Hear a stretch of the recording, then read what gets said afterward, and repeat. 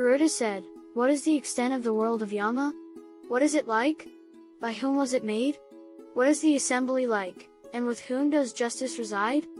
The righteous go by righteous ways to the mansion of justice. Tell me about those righteous ones in the ways, O treasure house of compassion." The blessed Lord said, "Listen, O Tarxia, I will tell you about that shining city of justice, which is accessible to Narada and others find is reached by the very meritorious. Between the south and southwest is the city of the son of Vivaswata, all built of diamonds, resplendent, impregnable by holy ones or demons. It is declared to be four-angled, with four gateways, surrounded by high ramparts and measuring 1,000 yojanas. And that city is the very lovely dwelling of Chitragupta, which extends to the number of 25 yojanas. Surrounded with shining ramparts of iron, up to 10 yojanas heights, with hundreds of streets decorated with flags and banners. Abounding in chariots, resounding with songs and music, decorated by skillful painters and constructed by divine architects. Beautiful with gardens and parks, and sounding with the songs of various birds, habited in every part by celestial damsels and choristers. Chitragupta, seated on his most wonderful throne in that assembly, considers the lives of men individually. He is never mistaken in distinguishing between good and evil deeds, or by whom good or evil deeds have been done. And by order of Chitragupta he experiences all of them there. To the east of the abode of Chitragupta is the great house of fever. To the south are those of rheumatism and skin diseases, and smallpox likewise. To the west are those of the snare of death, dyspepsia, and biliousness also. To the north there is consumption and jaundice likewise, to the northwest, headache, to the southeast, syncope. To the southwest is dysentery, to the northwest cold and heat. With these and other diseases it is surrounded. Chitragupta records the good and evil of men. 20 yojanas before the abode of Chitragupta. In the middle of the city is the very resplendent mansion of the King of Justice. It is shining with jewels, and splendid like lightning, flame in the sun. It is certainly 200 yojanas in extent, and measures 50 yojanas in height. It is supported by thousands of pillars, decorated with emeralds, ornamented with gold, and is full of palaces and mansions. Pleasing to the mind with cupolas of the splendor of the autumnal sky, with beautiful crystal stairways and walls beautified with diamonds. And with windows of strings of pearls, decorated with flags and banners, rich with the sounds of bells and drums, and embellished with golden fringes.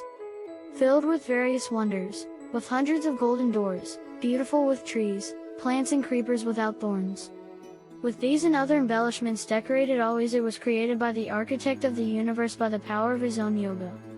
And that there is a divine assembly place which is 1,000 yojanas in extent, splendid like the sun, full of light, and in every way satisfying. With no extreme heat and no extreme cold, most ravishing to the mind, with no sorrows and no old age there, and no trouble of hunger and thirst. All there are in a condition of happiness, whether they be human or divine. The eatables are tasteful and plentiful, and enjoyable in every way. The water, both hot and cold, are sweet. The sounds and other things there are pleasant, and trees always bear the fruit desired. That assembly, O Tarxia, has no bondage, is enchanting, is a fulfiller of desires, and was created by the architect of the universe by doing tapas too for a long time. Those who have done great tapas, are of good vows, truth-speaking, tranquil, renouncing, accomplished, and purified by good actions go there. All there have bodies of light, and are adorned with shining garments, and remain there ornamented with their own meritorious actions. There the Lord of Justice, on a throne pure and incomparable, 10 yojanas in extent, bedecked with all kinds of jewels. Sits, the best of the good, his head dignified with the regal umbrella, ornamented with earrings, prosperous, made splendid with a large crown. Adorned with all ornaments, splendid as a blue cloud, and fanned by celestial damsels bearing in their hands fans of hair. Multitudes of celestial choristers and numerous groups of celestial damsels, round about, serve him with songs, music and dances. He is weighted up on Ritu with a noose in his hand, by Kala still more powerful, and by Chitragupta, the recorder of fate. Surrounded by various servants equal to him in prowess, bearing awful nooses and rods, ready to do his bidding. Who are the Agnisvatha, Petrus, the Samapas and the Usamapas, the powerful Barsads formed and formless, O bird. Are Yamas and others, hosts of progenitors, and others having forms, all these wait upon the king of justice, with the sages. A tree, Vishishta, Pulaha, Daxa, Kratratha, Anguirus, Jamadagnya, and also Brigu, Pulastia, Agasya, Narda. These, and many others in the assembly of the king of progenitors, impossible to enumerate, either by their names or their deeds. Those who expound with accurate commentaries, the Dharmasastras, once served the king of justice by order of Paramestin. The kings of the solar race, also of the lunar race, these knowers of righteousness wait upon the king of justice in the assembly. Manu, Dilapa, Manthada, Sagara, Vajratha, Ambarissa, Anranya, Muchakunda, Mimi, and Prithu. Yadi, Nosa, Poru, Dusmanta, Sibi, Nala, Urada, Santanu, Pandu, and also Sahasrarjuna. These royal sages, meritorious, famous, well-read in the Vedas, having performed many horse sacrifices, are in the assembly of righteousness. Righteousness alone prevails in the assembly of the king of justice. There is there no favoritism, no untruthfulness, and no jealousy. All those assembled are knowers of the scriptures, all are devoted to righteousness, and in that assembly they continually wait upon Vaivasvata. Such, O Tarxia, is the assembly of the great-souled king of justice. The sinners, who go by the southern path, do not behold it. There are 4 ways leading into the city of the king of justice. The way for the sinful has already been described to you. Those who go into the mansion of righteousness by the 3 gateways, eastern and others, are those of good deeds. By their merits they go into it. Hear about them. There is an eastern way, abounding in all enjoyments, covered with the shade of parijata trees, and paved with jewels.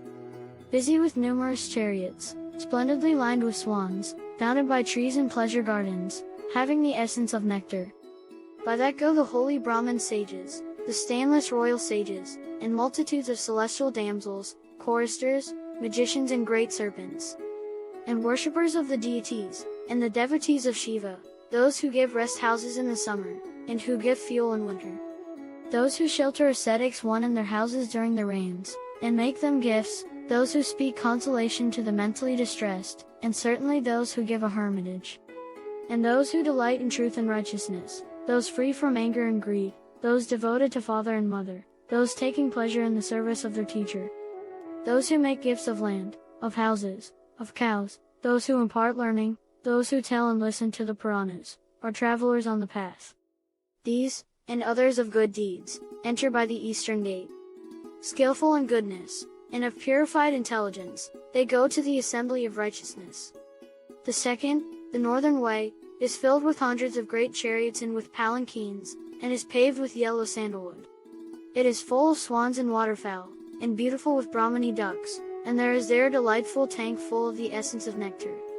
On this way go those who are learned in the Vedas, also those who honor guests, those who are worshippers of Durga and Banu, and those who bathe at the sacred waters at the changes of the moon. Those who die in the pursuit of righteousness, and those who die of vow of starvation, those who die in Benares, those who die in the protection of cattle, those who are accidentally drowned in the sacred waters. Those who die for the sake of Brahmins, in the service of the Master, at the sacred waters and on holy ground, by the will of the Shining Ones, those who die in the practice of yoga. Those who always honor the deserving, and those who delight in making great gifts, these, entering by the northern gate, reach the assembly of righteousness. The third, the western way, is beautified with jeweled mansions, and splendid with ponds, always filled with the essence of nectar. Is filled with maddened elephants sprung of the family of Ayurveda and with jewels of horses sprung from Uchesrava. By this way go the self-reliant, those who contemplate the good scriptures, those entirely devoted to Vishnu, those who repeat the Gayatri mantra. Those who turn away from injury to others, from the wealth of others, and from calumny, those faithful to their wives, the good, those who maintain household fires, those who repeat the Vedas. Observers of the vow of celibacy, forest dwellers, the austere, devotees of the feet of Sri, those intent upon renunciation, those who look equally upon gold, stone and earth.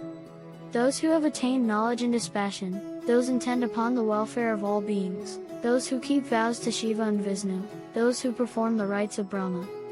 Those who are rid of the threefold debt, those who always take pleasure in the 5 sacrifices, those who perform Shraddha for the forefathers, those who perform the Sandhya at the proper times, those who abstain from the company of the wicked, devoted to the society of the good, these, accompanied by numbers of celestial damsels, ascend the best of chariots. They drink nectar, and go to the mansion of righteousness, and entering by the western gate, go to the assembly of righteousness. Yama, seeing them come, rising and coming forward, repeatedly bids them welcome. Then, assuming his 4 arms, holding his conch, discus, mace and sword, he speaks and acts in a kind and friendly way to those who delight in meritorious deeds. He offers them the throne, and bows to them, washes their feet, and then honors them with sandal paste and other things. You assembled, salute with deepest reverence the knower. He, departing from my dominion, will go to the world of Brahma. O, best of the wise, who avoid the pains of hell, you have by your merits attained divinity, the state of happiness. He who, attaining the human state, difficult to reach, never acts wisely, he goes to a dreadful hell. Who is more foolish than he? He who, in the impermanent body, amid perishable wealth and other things, stores up unchanging righteousness, he alone is a wise man. Therefore should righteousness be accumulated, with every effort. Go you to the holy place which abounds in all enjoyments. They, having heard the words of justice, and having saluted him in the assembly, and being honored by the immortals and extolled by the leaders of the sages, go along the highest path, accompanied by multitudes of chariots. Then those in that assembly of righteousness rise up with great respect. Having spent their once some ages, and enjoyed superhuman pleasures, they obtain, as a result of their merits, holy human birth. Wealthy and wise, expert in all the scriptures. Then again they go to the highest condition by their own good conduct. All this about the abode of Yama has been told you upon your asking. The man who hears this with devotion goes to the assembly of the King of Justice.